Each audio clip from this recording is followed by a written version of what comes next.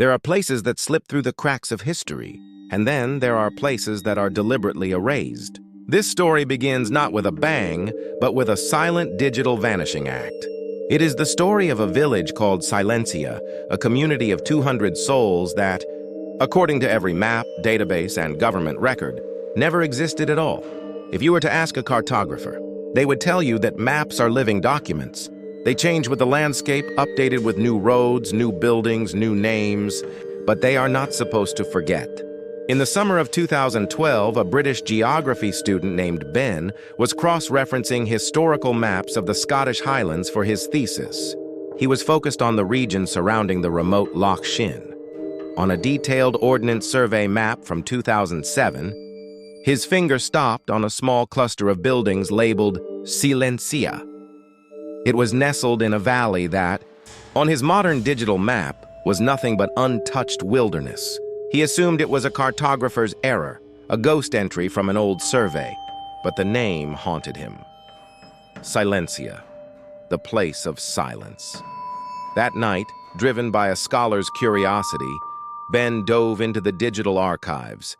He found Silencia on a map from 1998 and 1982 and 1954. He tracked it back to its first appearance on a military survey in 1903. For over a century, this village had a consistent, documented presence. It had a post office, a church, and a single road connecting it to the world. And then, on every map printed after August 2007, it was gone. Not just omitted, but replaced. The valley was now depicted as a pristine, roadless nature preserve. It was as if a hand had reached through time and carefully plucked the village from history, stitching the land back together behind it. Ben did what anyone in the digital age would do. He created a post on an online forum for urban exploration and forgotten history. He included the coordinates and the side-by-side maps. The post, titled "The Village That Cartographers Forgot," was meant for a handful of niche enthusiasts. But it sparked something far bigger. A user from Edinburgh commented that their grandfather, a retired mailman, swore he'd delivered letters to a place called Silencia in the 1970s. Another user, a truck driver, claimed his father had gotten lost near Loch Shin in the 80s and was given directions by a friendly local from a village that matched the description.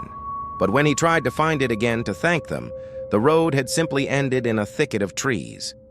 The story was gaining a pulse. Then a woman from Glasgow sent Ben a private message. Her name was Alara, and she believed she was the last person to have visited Silencia. In the summer of 2007, just before it vanished, she and her friends had been hiking through the highlands. A sudden violent storm had forced them off the trail. Soaked and disoriented, they stumbled upon a narrow paved road that wasn't on their map. Desperate for shelter, they followed it. The road descended into a secluded valley, and there, nestled beside a small, dark loch, was Silencia. Ilara described it as stepping into a photograph from another era. The houses were built of old gray stone with slate roofs covered in thick moss. Smoke curled from a few chimneys, but there were no power lines, no satellite dishes. The only sound was the wind and the distant cry of a bird. The villagers, she said, were not hostile, but they were deeply reserved. An elderly man, who introduced himself as the groundskeeper of the church, offered them refuge in a small community hall. He spoke with a soft, melodic accent that Alara couldn't quite place. He brought them blankets and a simple meal of bread and stew. He answered their questions with a polite, practiced vagueness. When asked about their isolation, he simply said, "We value our quiet." The next morning, the storm had passed.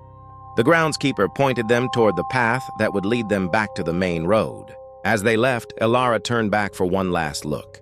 She saw a group of children playing silently by the loch, their movements fluid and almost ritualistic.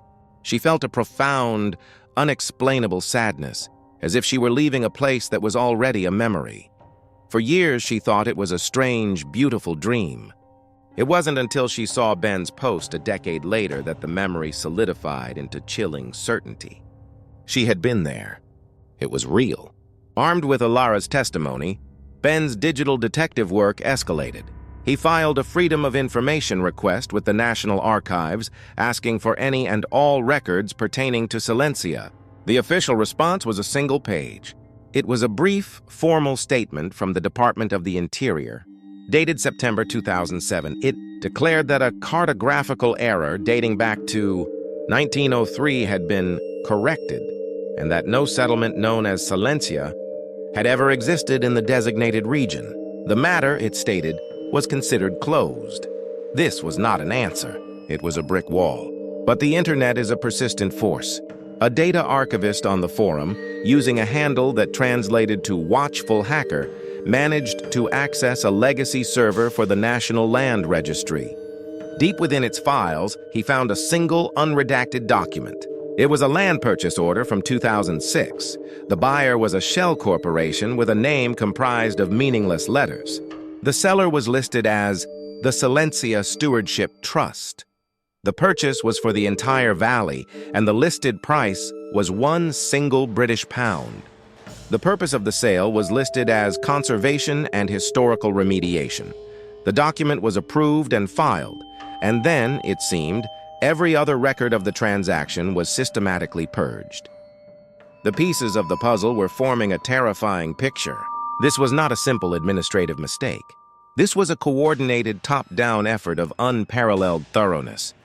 A village, its people, its history, and the very land it stood on had been legally and digitally unmade. But why? The theories began to crystallize, each more unsettling than the last. The first theory is one of corporate secrecy.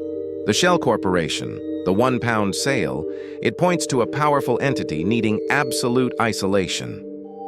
Perhaps Silencia sat on a resource so valuable, or was the site for an experiment so sensitive, that the only way to secure it was to make the world forget it was ever there.